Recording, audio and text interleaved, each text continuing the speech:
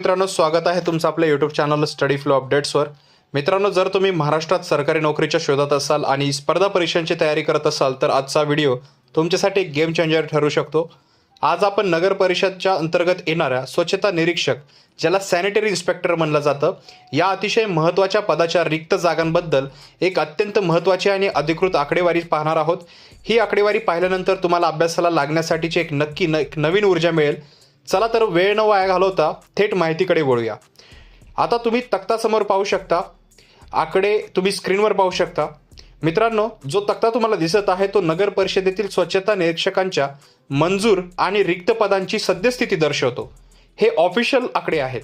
ही पदे अ, ब आणि क अशा 3 श्रेणींमध्ये विभागलेली आहेत.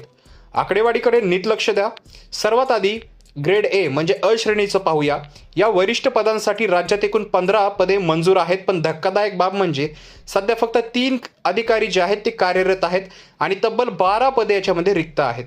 त्यानंतर ब श्रेणी म्हणजेच ग्रेड बीचं पाहूया. येथे 63 मंजूर पदापैकी 54 पदे भरलेली असून 9 पदे जी आहेत ते रिक्त आहेत. आणि आता सर्वात मोठी संधी असलेली क श्रेणी, ज्याला ग्रेड सी म्हणलं जातो. मित्रांनो, इथे लक्ष द्या. संपूर्ण राज्यात या श्रेणीसाठी 559 पदे मंजूर आहेत. त्यांपैकी फक्त 278 जागांवर कर्मचारी काम करत आहेत आणि तब्बल 281 पदे रिक्त आहेत. जर आपण या सर्वाची बेरीज केली तर एकूण 637 मंजूर पदांपैकी जवळपास 302 पदे जे आहेत आजही रिक्त आहेत. म्हणजे तब्बल 47% जागा भरलेल्याच नाही आहेत. विद्यार्थ्यांचे अभ्यास करतानाचे जे म्हणजे एक प्रकारे संधी आहे, ते सर्व विद्यार्थी जे आहेत त्याच्याकडे वाट पाहून असतात, तर याच्यातून तुम्हाला संधी पाहायला मिळते. आता तुम्ही म्हणाल की या आकडेवारीचा आम्हाला काय फायदा? मित्रांनो, ही आकडेवारी ओरडून सांगत आहे की लवकरच या पदांसाठी एक मोठी जाहिरात येऊ शकते. स्वच्छता निरीक्षक या पदासाठी साधारणतः सॅनिटरी इन्स्पेक्टरचा डिप्लोमा झालेला असणे आवश्यक असते. ज्या विद्यार्थ्यांकडे ही शैक्षणिक पात्रता आहे त्यांच्यासाठी ही एक सुवर्ण संधी आहे. इतर सर्वसाधारण परीक्षांच्या जसे की तलाठी किंवा लिपिक तुलनेत या पदांसाठीची स्पर्धा खूप कमी असते, कारण इथे एक विशिष्ट तांत्रिक पात्रता लागते. त्यामुळे जर तुमचा हा कोर्स झालेला असेल तर तुम्ही आजपासूनच या पदाला टार्गेट करून तुमचा अभ्यास करायला हवा. जाहिरात आल्यावर अभ्यास सुरू करू या भ्रमात राहू नका. नगर परिषदेचा अभ्यासक्रम साधारणपणे ठरलेला असतो.